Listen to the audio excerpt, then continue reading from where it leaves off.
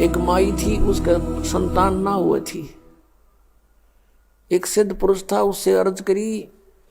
उस सिद्ध पुरुष ने कहा कि माई प्रथम संतान मुझे दे देना, तुझे और भी संतान उत्पन्न होंगी। माई ने प्रॉमिस कर लिया, उसके प्रथम पुत्र उत्पन्न हुआ।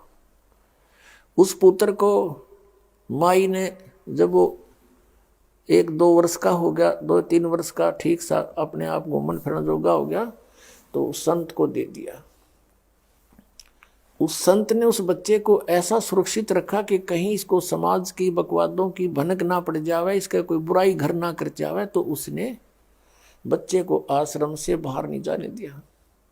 उधर से उस माई को कन्या उत्पन्न हुई, पुत्र उत्पन्न हुआ, अन्य वो भी सुखी रही, जिस सुख को ये सुख मानते।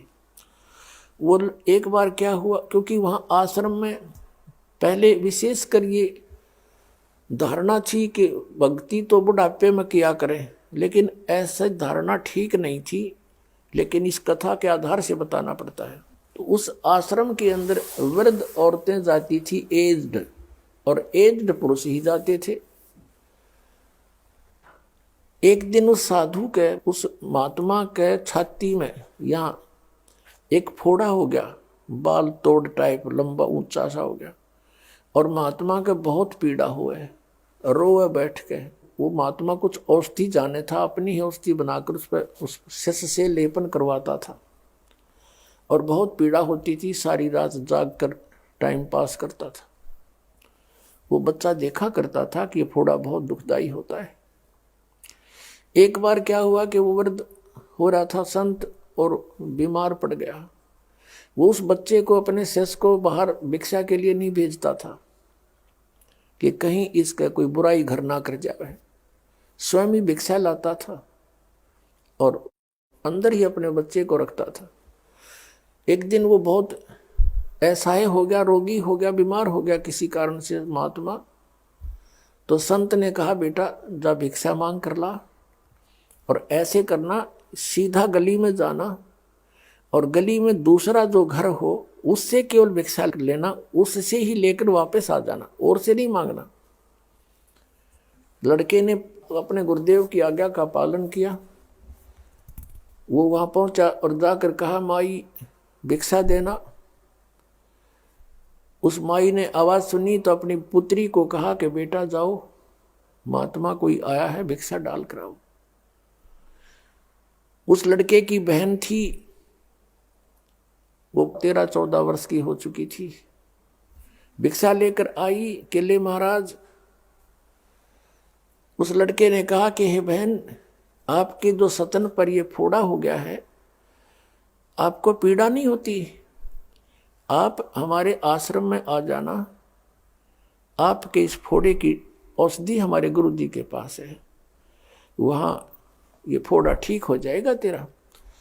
अब वो तो कह रहा था अपने साधु स्वभाव से, और लड़की ने सोचा ये बकवाद कर रहा है। उसको ये पता नहीं था कि ये तेरा भाई है।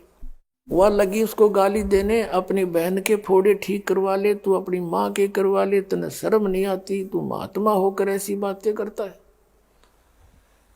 ये आवाज सुनकर उनकी माँ निकल आई बाहर।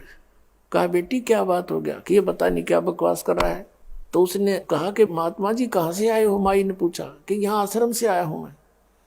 अब माई तो खुश हो गई अपने बेटे को देखकर। उससे पहले उसको पता भी नहीं था, उसको नहीं मिलने दिया था माई से। तो वो कहने लगी, क्या बात है महात्मा जी? कि माई मैंने तो इस बहन से ये कहा था कि एक बार मेरे गुरु जी का फोड़ा हो गया था यहाँ पर, और उसकी औषधि वो खुद ही जानते हैं, मेरे से लेपन कराते थे और बहुत रोते थे, दर्द पीड़ा बहुत होती है। तो मैंने इस बहन से यही कहा कि तो आपके तो 2 फोड़े हैं, आप तो बहुत दुखी होगी, वहां आ जाना, गुरु जी के पास औषधि है। ये गालियां देने लगी मुझे। अब वो हंसने लगी, वो समझ गई कि बोला बाला इसको संसार का कुछ पता नहीं। तब उसने बताया कि महाराज जी ये फोड़े नहीं है, इस बेटी का विवाह करेंगे, इसके संतान होएगी, और संतान जब होएगी तो फिर इन सतनों में दूध आएगा उस बच्चे के लिए। परमात्मा इनमें दूध भर देगा और बच्चा दूध पिया करेगा इसका। संत ने पूछा कि माई कब विवाह करोगे? कभी 2-3 वर्ष में इसका विवाह करेंगे।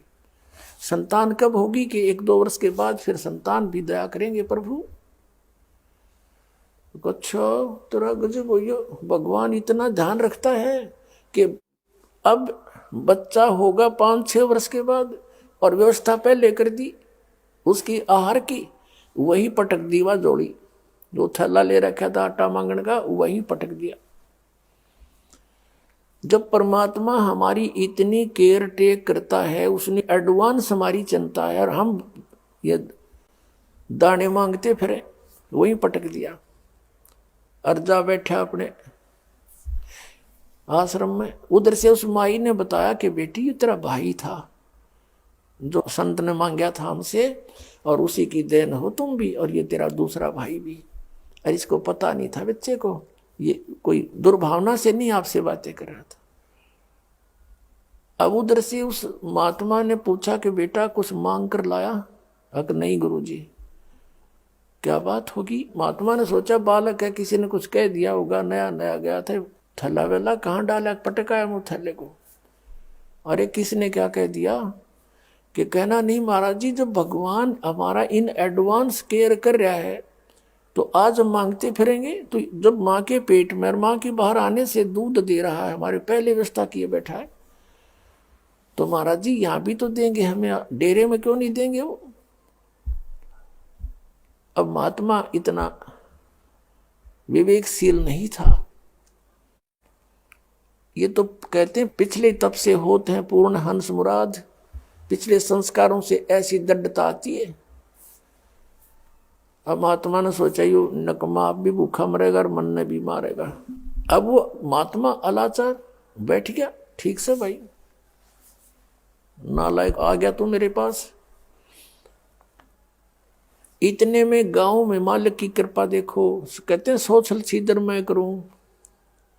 ऐसे ही किसी घर में जाकर के चर्चा चला दी कि भाई ऐसे ऐसे एक महात्मा का शिष्य आया था और कोई उसकी कई कवा सुनी होगी और वो आड़े थैला भी फेंक गया, आटा ना ले गया आश्रम में, और महात्मा और वो बालक दोनों भूखे बैठे हैं।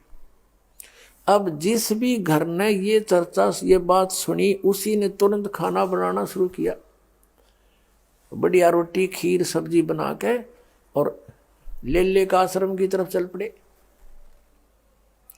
2 घंटे के अंदर अंदर वहां पर 20 व्यक्ति लेकर के अच्छा भोजन खीर और सब्जी रोटी बढ़िया बनाकर, महाराज जी हमने पता चला था बच्चा जो है ना थैला फेंक आया, आटा मांगन नहीं गया, आप भूखे हो गए इसलिए हमने आपके लिए ये भोजन बना कर लाए और सब ने मिलकर व्यवस्था कर दी। महाराज जी आपने कहीं नहीं जाना, प्रतिदिन आपके आश्रम में दोनों समय का आहार और दूध यही आपको प्राप्त होगा। अपने आत्मा ये भले ही आपको कथा लगती हो, परमात्मा कहते हैं जैसे मैं कहूं ऐसे करके देखो। अब जैसे परमात्मा ने लीला की थी कबीर परमेश्वर जी ने, वो एक एग्जाम्पल कोड करने आते हैं। स्वयं परमात्मा सतलोक से अपने मुक्ति धाम से चलकर आते हैं, यहाँ हम उनकी आत्माएं हैं हमारे लिए, वो यहाँ कष्ट उठाते हैं और हमें एक उदाहरण पेश करते हैं कि तुम ऐसे रहो और विश्वास करो मेरे पे, और फिर देखना तुम्हारे किस प्रकार दुख दूर होते हैं। तुम विश्वास नहीं कर पाते क्योंकि आप जी को काल भगवान ने इतना विश्वासहीन कर दिया कि जो साधनाएं तुम करते थे उनसे आपको कोई लाभ नहीं होता। तो इसलिए दृढ़ता नहीं आती, लेकिन आत्मा चाह भगवान की त्यागती नहीं। आप लगे भी रहते हो, लाभ कुछ होता भी नहीं, इसलिए आप में दृढ़ता नहीं आती।